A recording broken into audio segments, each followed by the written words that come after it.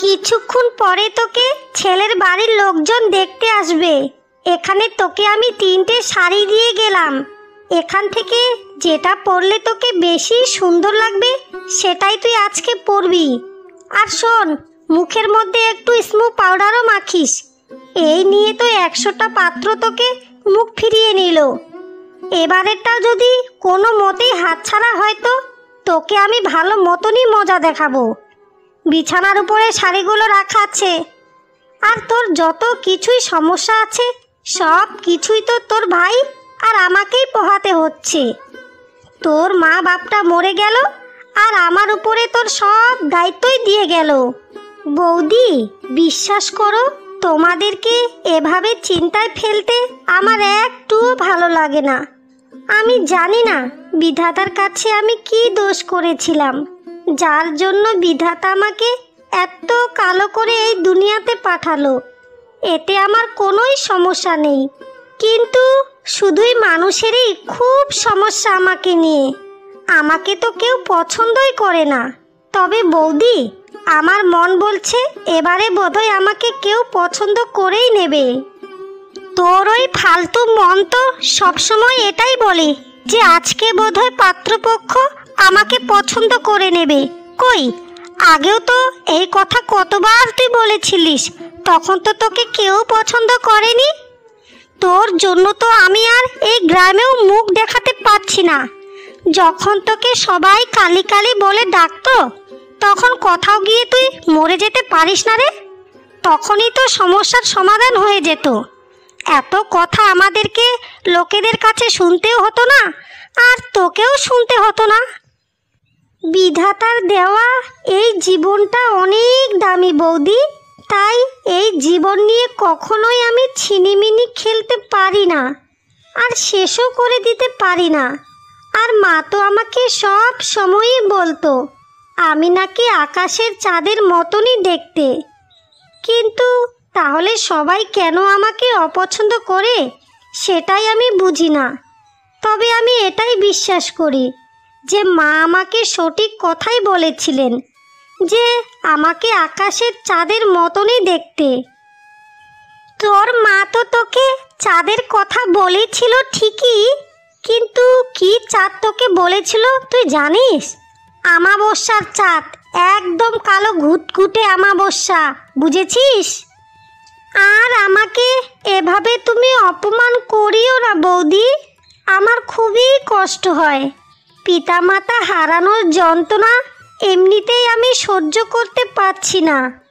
আমি তো সবাইকে খুবই ভালোবাসি, তাহলে আমাকে কেউ কেন ভালোবাসে না? আমার গায়ের রংটা একটু কালো বলে কি আমি মানুষ নই? কেন সবাই আমাকে আলাদা চোখে দেখে? কেন বৌদি, কেন?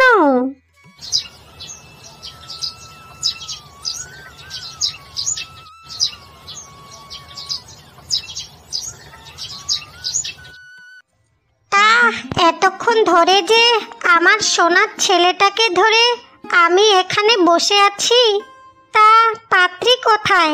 পাত্রীকে তো আমি দেখতে পাচ্ছি না। আপনার ননদের তৈরি হতে আর কতক্ষণ সময় লাগবে শুনি? আমাদের হাতে এত সময় নেই বাপু, পাত্রীকে আপনি বলুন তাড়াতাড়ি একটু আসতে, আমরা একটু দেখি। ও মা, আপনি পাত্রীকে দেখতে পাচ্ছেন না? আমার সামনে যে দাঁড়িয়ে আছে এই তো আমার ননদ, আপনাদের পাত্রী। ওর গায়ের রংটা একটু চাপা, কিন্তু ওর মনটা অনেক ভালো। বাড়ির কাজকর্ম কিন্তু দারুণ জানে।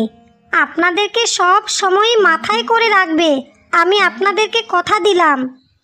মানে এই পাত্রী? ও মা গো, কেউ আমাকে একটু ধরো গো, আর আমাকে বাঁচাও গো। এই মেয়ে তো কালি কালি, কিন্তু পাতিলের কালির থেকেও আরো কালো। এতক্ষণ যে এই মেয়ে এখানে দাঁড়িয়েছিল তাও তো আমি খেয়ালই করিনি। এই মেয়ে যদি আমার ছেলের বউ হয়ে যায় তাহলে আমাদেরকে লোক সমাজে আর মুখ দেখাতে হবে না, বুঝেছেন? আর আপনার এত বড় স্পর্ধা, আমাদেরকে বলেছিলেন যে মেয়ের গায়ের রংটা একটু চাপা, কিন্তু এত চাপা আমি কল্পনাও কখনোই করতে পারিনি। এমনিতেই পাতিলের কালির মতো দেখতে, আবার পরেছে বেগুনি রঙের শাড়ি, একদম কালো পাতিল দেখা যাচ্ছে। ছ্যা ছ্যা ছ্যা ছ্যা ছ্যা, এরকম একটা মেয়ে আমার বৌমা হবে সেটা আমি কখনোই কল্পনাও করতে পারি না। আরে মাসিমা, আপনি একটু দেখুন না, ওকে আপনাদের বাড়ির বউ বানানো যায় কিনা। আমাদের 4 বিঘা জমি আছে, ওখান থেকে না হয় আপনাদেরকে 2 বিঘে জমি দিয়ে দেব, তবু আপনারা তাকে গ্রহণ করে নিন। এমনিতেই মায়া ঘরের সব কাজই করতে পারে, সারাটা দিন আপনার বাড়ির কাজ করবে, কোনো দিনেই আপনাকে কোনোই অভিযোগ করবেই না। বউ করে নিন না মাসিমা, বউ করে নিন, আমি কথা দিলাম আপনারা কখনোই ঠকবেন না।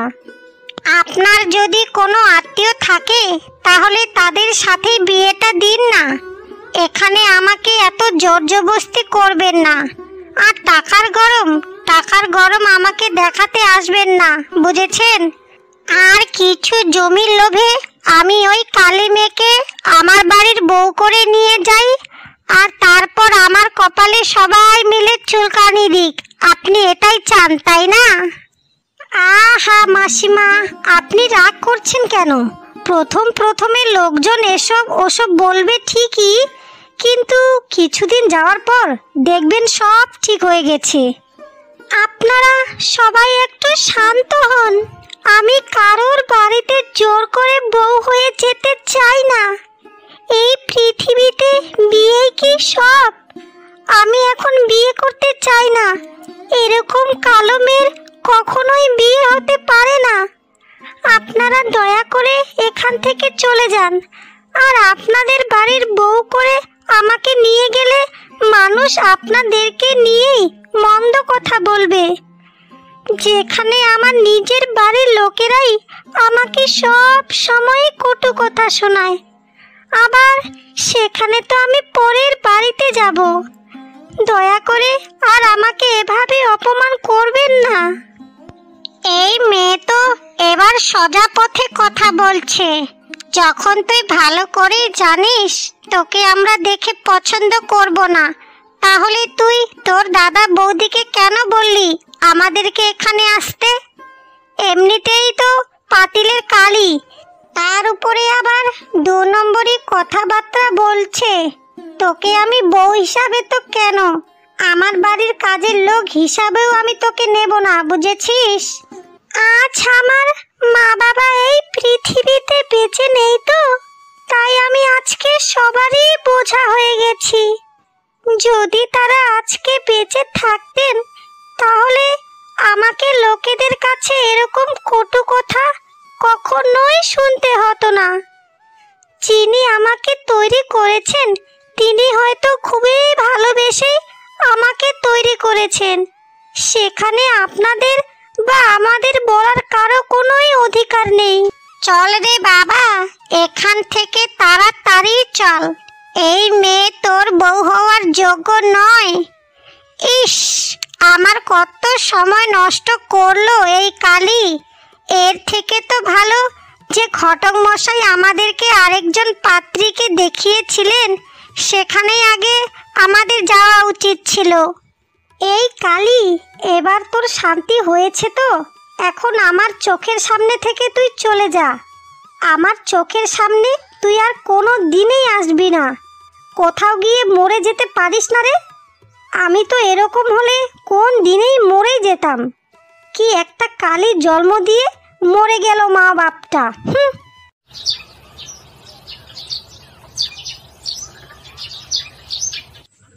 এই ভোরবেলা গান্ডে পিণ্ডে গিলে কোদাল নিয়ে কোথায় যাওয়া হচ্ছেটা কি শুনি? ঘরে যে একটাও বাজার নেই তা কি তোমার একটুও খেয়াল আছে? এক হয়েছে তোমার ওই কালী বোনের জ্বালা, আর একদিকে হয়েছে টাকা পয়সার অভাব।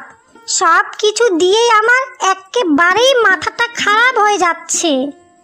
আরে গিন্নি, তুমি এত আমার উপরে রাগ করছো কেন? আমাকে তো কাজে যেতেই হবে নাকি? আবার কিছুদিন পর ফসলও তুলতে হবে, জমিটাকে তো এবার কোপাতেও হবে। আর পরশু দিনেই তো আমি এতগুলো বাজার করে আনলাম, সব বাজারই কি শেষ হয়ে গেছে নাকি? আর ওই মায়ার কথা আমাকে তুমি একদম আর বলিও না। এমনিতেই ওর জন্য আমার মেজাজটা খুবই খারাপ হয়ে আছে। ওই মেয়ের কবে যে বিয়ে হবে আর কবে এই বাড়ি থেকেই বিদায় হবে। মা বাবা যখন মারা গেল তখন ওকে সাথে নিয়েই মরতে পারলো না। ঘরের অর্ধেক খাবারই তো তোমার বোনের পেটেই চলে যায়। সারাটা দিন 3 বেলা গান্ডে পিণ্ডে খায় আর ঢ্যাং ঢেঙ্গিয়ে পাড়ায় পাড়ায় ঘুরে বেড়ায়। ঘরের কোনো কাজেই তোমার বোন করতেই চায় না। আমি কি এই বাড়িতে তোমার দাসী হয়ে এসেছি? সারাটা দিন তো তুমি বাইরে থাকো, আর ঘরের যত ঝামেলা আছে সব তো আমাকেই সামলাতে হয়। তুমি কি বুঝবে আমার কষ্ট কি? গিন্নি, তুমি আমাকে একটু সম্মান দিয়ে কথা বলো। আমি যদি বাইরে কাজ না করি তাহলে তো তোমাদের না খেয়েই মরতে হবে। বাইরে কাজ করে 2 টাকা আনি বলেই তো 2 ভালো মতনই তোমরা খেতে পাচ্ছ, না হলে কথা থেকে খেতে। আর মায়াকে তুমি একটু মানিয়ে গুছিয়ে নেও না গিন্নি। কি আর আমাদের করার আছে? তাকে তো আর মেরে ফেলতেও পারবো না। আমারও রোজ রোজ এই ঝামেলা আর একদমই ভালো লাগছে না গিন্নি। এই নিয়ে তোমার বোনকে 42 জন পাত্র এসে দেখে গেল।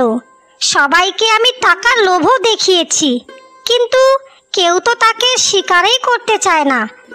আমার কি মনে হয় তুমি জানো, ওকে এই বাড়ি থেকে তাড়িয়ে দেওয়াটাই আমাদের পক্ষে সব থেকে ভালো।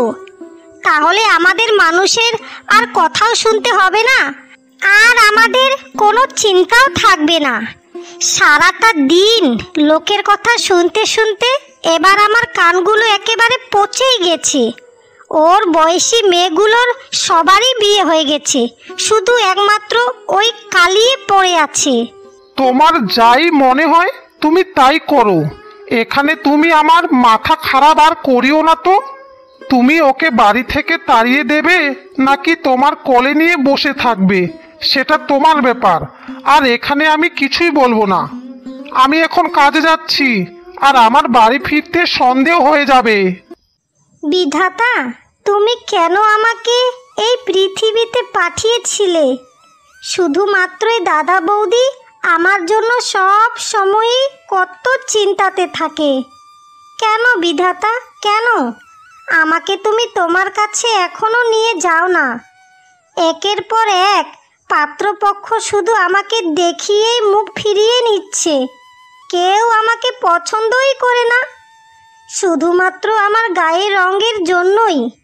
নিজেকে নিজেই শেষ করে দেওয়া যদি মহাপাপ নাই হতো তাহলে আমি এতক্ষণে উপরেই থাকতাম। কিন্তু বিধাতা, তোমার দেওয়া আমার এই জীবনটাকে আমি বড্ড ভালোবাসি। কেন বিধাতা, মানুষ আমায় মেনে নিতে এত কষ্ট পায় কেন?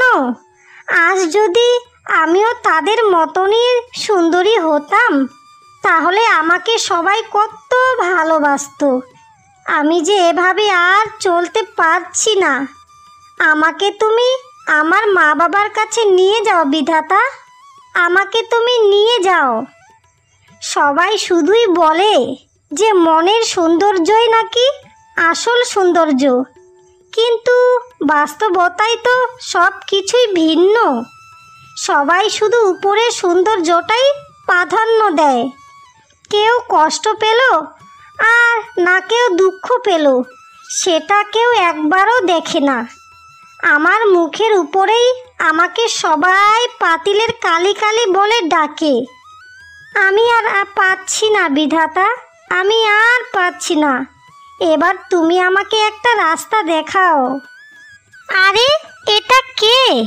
তুই আমাদের মায়া না? কি রে মায়া, তুই কেমন আছিস রে? তোর সাথে আমার সেই 4 বছর পরে দেখা হলো, আর তুই এখানে বসে বসেই কার সাথে কথা বলছিস রে? তোর কি হয়েছে বলতো আমাকে? আমার আর কি হবে রে, তুই তো মোটামুটি সব কিছুই জানিস। আমি কালো বলেই আমাকে সবাই কত ঘৃণা করে, সবাই আমাকে কত অপছন্দ করে।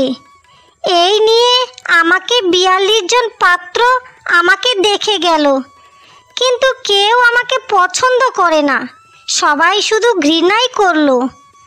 এখন ওসব কথা বাদ দে, তুই বল, তুই এতদিন পর কোথা থেকে এলি? আর তুই হুট করেই কোথায় চলে গিয়েছিলিস রে? আর বলিস না রে মায়া, আমার বাবার মৃত্যুর পর আমরা মামে অনেক অসহায় পড়েছিলাম, তাই আমরা শহরে গিয়ে মামে মিলে কাজ করতে শুরু করি। সেই তো আমরা কিছুদিন আগেই গ্রামে এসেছি, এসে ঘরবাড়ি তৈরি করা শুরু করেছি। আমি ভেবেছি কোনো দিনে আর আমি বিয়েই করব না, নিজে উপার্জন করব, নিজেকে সুন্দরভাবে আর মায়ের সাথে চলাফেরা শুরু করব। আর তুই এত ভেঙে পড়েছিস কেন? নিজেই আগে কিছু একটা কর, নিজের পায়ে শক্ত করে দাঁড়া, তখন দেখবি সবাই তোকে কত সম্মান করবে। কুসুম, আমি একা একাই কি আর করব বলতো? সেই ছোটবেলায় আমার কত ইচ্ছা ছিল যে পড়াশোনা করে নিজের পায়ে দাঁড়াবো, কিন্তু মা বাবার মৃত্যুর পর সব কিছুই তো আমার একেবারেই থেমে গেল। আর মানুষের কুকথায় আমিও আর এগোতে পারলাম না। তোর তো মা আছে, তোকে তো একটু হলেও মানসিক সাহায্য করে, কিন্তু আমার বলতে তো এই পৃথিবীতে কেউ নেই। আমি ছাড়া আমার আর কে আছে তুই বল? বড় দাদা আছে, সেই তো আমাকে সহ্য করতেই পারছে না। মায়া, যার কেউ নেই তার সাথে বিধাতা সব সময়ই থাকেন। তুই একা একাই চেষ্টা করে দেখতে পারিস, নিজে একটু আগে সঞ্চয় কর, সঞ্চয় করেই কিছু একটা কর, তাহলে তুই দেখবি তোর দাম এই পৃথিবীতে কত বেড়ে গেছে। যখন হাতে একটু টাকা পয়সা আসে না, তখন আর দুধের মাসিরও অভাব হয় না, বন্ধুত্বেরও অভাব হয় না, আর আত্মীয় স্বজনেরও অভাব হয় না। আমার বাবা যখন মারা গেল, তখন আমাদের মা মেয়ের উপরে কত মানুষরাই অত্যাচার করা শুরু করলো।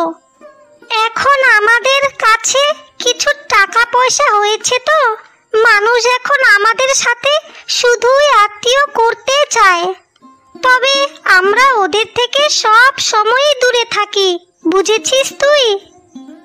মনের কষ্টটা এখন আমার অনেকটা হালকা লাগছে রে কুসুম।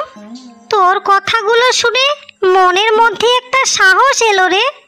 তোকে অনেক অনেক ধন্যবাদ কুসুম। আমাকে এখন বাড়িতে যেতে হবে রে কুসুম, তোর সাথে অন্যদিন আবার দেখা করব। তুই আসলে কত ভালো একটা মেয়ে, আমার সাথে কত বন্ধুত্বপূর্ণ কথা বললি, আর কেউ আমার সাথে এরকম ভাবে কোনো দিনেই কথা বলেনি রে। এই পৃথিবীর মানুষ সবাই এক নয় রে মায়া, এই পৃথিবীতে এখনো অনেক ভালো মানুষজনও রয়েছে। তোর গায়ের রঙের জন্য যারা তোর সাথে কথা পর্যন্ত বলে না, এমনকি মেশেও না, তারা আসলে মানুষ নয়, তারা পশুর থেকেও জঘন্য। আচ্ছা রে মায়া, তাহলে তুই এখন বাড়িতে চলে যা, না হলে তোর বৌদি তোর উপরে আবার খুবই বকাঝকা করবে। আর আমিও এখন বাড়িতে যাই, মা বোধহয় আমার জন্য অনেক চিন্তা করছে। সে কতক্ষণ আগে নদীতে জল নিতে এসেছিলাম। তুই ভালো থাকিস রে মায়া, আর তোর কোনো প্রয়োজন হলে তুই আমার সাথে দেখা করিস, বুঝেছিস?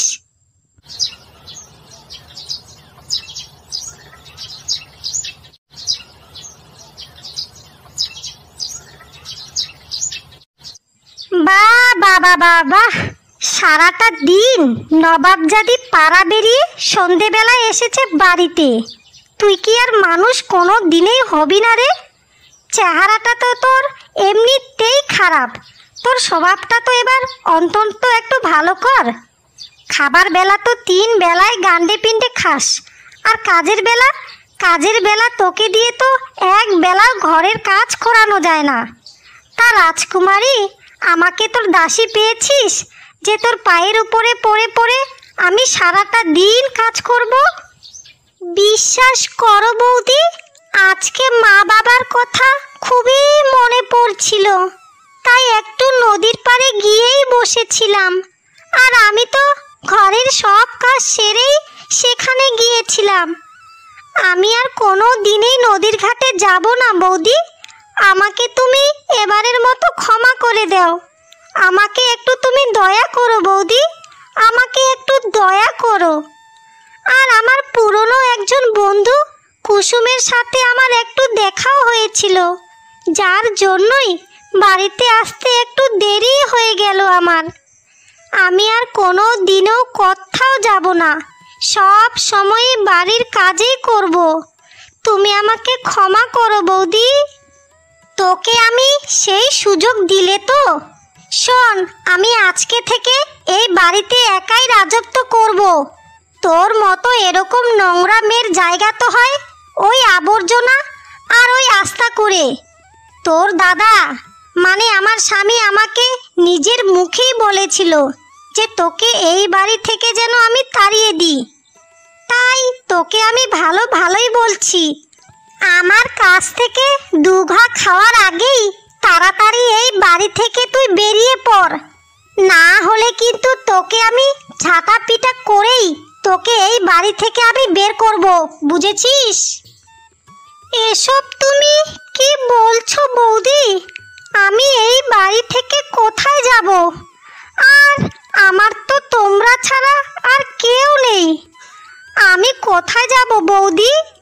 আমার সাথে দয়া করে এই অন্যায়গুলো তুমি করিও না।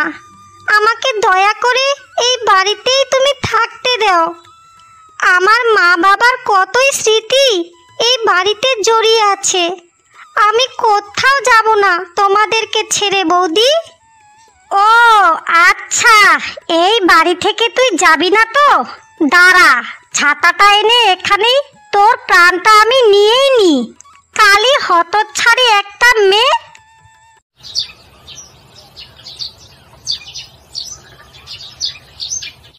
মালকিন, ও মালকিন, আপনার কথা আমি অনেক জায়গাতেই শুনেছি। আপনি নাকি অনেক ভালো মনের একজন মানুষ। আমি একজন অনাথ মেয়ে মালকিন। আমার এই দুনিয়াতে বাবা মা কেউ বেঁচে নেই। এমনকি দাদা ছিল, সেও তার বউয়ের অনুমতি নিয়েই আমাকে ওই বাড়ি থেকে তাড়িয়ে দেয়। শুধুমাত্রই আমার ওই একটাই দোষ, আমি কালো বলে। আমি আপনার পায়ে পড়ি মালকিন, আপনার বাড়িতে আমাকে দয়া করে যে কোনো একটা কাজ দিন। আমি অল্প বেতনেই আমি আপনার অনেক কাজ করে দেব।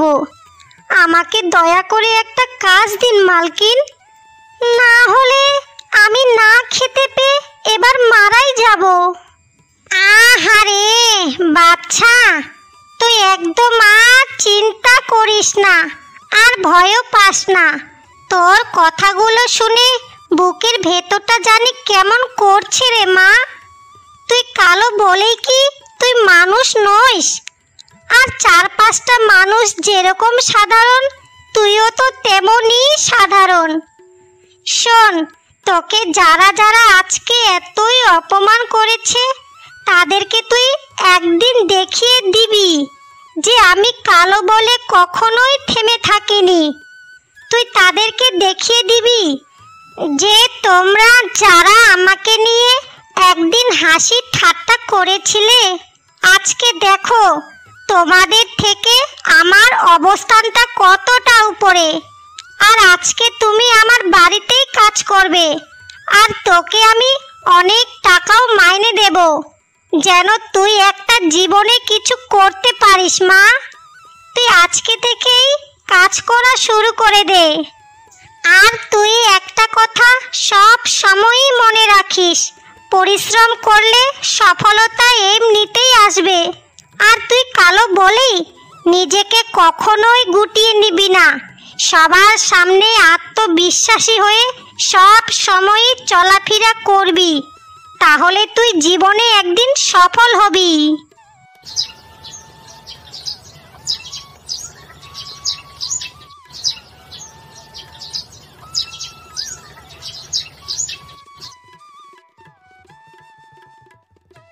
আমাদেরকে ভালো দেখে একটা কাপড় দাও মা, কাপড়টা অনেক ভালো ছিল।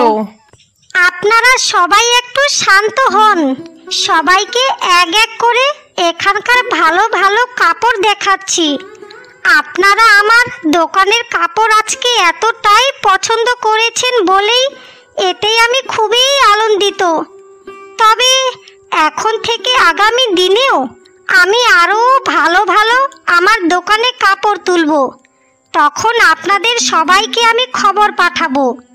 আমার মতো তাড়াতাড়ি কাপড়ের ব্যবসার সফলের পিছনে আপনাদেরই সব থেকে গুরুত্ব অপরিসীম। আরে তুই আমাদের মায়া না? আর তুই এখানেই বা কি করছিস? আমাদের গ্রামের সবাই বলা বলি করছিল যে আমাদের গ্রামে নাকি বড় একটা কাপড়ের মার্কেট হয়েছে, সেখানে নাকি অনেক ভালো ভালো এবং দামি দামি কাপড় রয়েছে। সেই কথা শুনেই তো আমরা এখানে এলাম কাপড় কিনতে। কিন্তু তুই এখানে কি করছিস? এখানে কি তুই কারো অধীনে কাজ করিস নাকি কর্মচারী হিসাবে কাজ করিস? না না, এখানে আমি কোনোই কর্মচারী নই। এই দোকানের মালিক আমি নিজেই। উপরে বোর্ডে স্পষ্ট করেই আমার নাম লেখা আছে। তাহলে এটা আবার মানুষের দোকান কেনই হতে যাবে? তা আপনি বলুন, আপনাকে এখন কি শাড়ি দেখাবো? আমার এই দোকানে সব ধরনের শাড়ি আপনি পাবেন। আমাকে তুই এবারের মতনই ক্ষমা করে দে বোন, আমাকে তুই ক্ষমা করে দে। আমি বড্ড ভুল করে ফেলেছি তোকে বাড়ি থেকে তাড়িয়ে। আমি খুব খারাপ কাজ করেছি বোন। আর আমার জীবনে তোর সাথে চোখ তুলে কথা পর্যন্ত আমি বলবো না। আমাকে তুই এবারের মতো ক্ষমা করে দে। তোর গায়ের রংটা একটু কালো ছিল বলেই তোকে আমার বাড়ি থেকে তাড়িয়ে দিয়েছিলাম। এখন তোর অবস্থান এতটাই উপরে যে আমাদেরকে 50 বার কিনে তুই 50 বার বিক্রি করতে পারবি।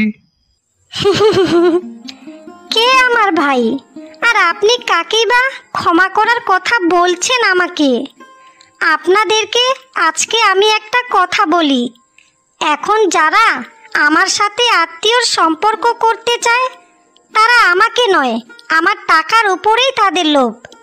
আর আমি যেদিন ওই বাড়ি থেকে বের হয়ে এসেছিলাম সেদিনে আমি নিজেকেই নিজে শপথ করেছিলাম যে আমি যেমন অনাথ সারা জীবন অনাথই থাকব। আমার এই পৃথিবীতে দাদাও নেই, মা বাবা কেউ নেই। সবাই আমার কাছে আজকে থেকে মৃত। যারা আমার সাথে সারা জীবন অন্যায় করেছে, এমনকি আমার গায়ের রং নিয়ে কটু কথাও শুনিয়েছে, তাদেরকে আমি কখনোই ক্ষমা করব না। আমি শুধু আমার মৃত মা বাবাকে ছাড়া আর কাউকেই ভালোবাসি না। তাদের সাথে থাকা তো বহু দূরের কথা। মায়া বোন, আমরা সত্যি করেই বলছি, আমাদেরকে তুমি এবারের মতনই ক্ষমা করে দে। আমি আজকে থেকে তোকে আমার নিজের বোনের মতনই করেই আমার বাড়িতে রাখবো। কখনো কোনো ঘরের কাজই করতে বলবো না, আর কোনো কটু কথাও তোমাকে বলবো না। আমাদের সাথে তুমি রাগ করিও না বোন। তুমি আমাদের সাথে আমাদের বাড়িতে ফিরে চলো। আমরা সবাই মিলে এবার থেকে একসাথেই থাকবো। যখন আমি মাসের পর মাস, বছরের পর বছর বাড়ি ছাড়া ছিলাম, তখন তোমাদের ভালোবাসা কোথায় লুকিয়েছিল? কই, তখন তো আমাকে কেউ খুঁজেননি। এখন এসেছেন ভালোবাসা দেখাতে আমাকে। আমার টাকা পয়সা দেখেই আপনাদের মনে লোভ জন্মিয়েছে। আমি কিন্তু এখন সব কিছুই বুঝতে পারছি। এখন আপনারা এখান থেকে তাড়াতাড়ি বেরিয়ে যান তো। আমার দোকানে এখন অনেক ক্রেতা আসবে। আমার দোকানের সামনে তোমাদেরকে যেন আর কোনো দিনেই আমি না দেখি, কোনো দিনেই না।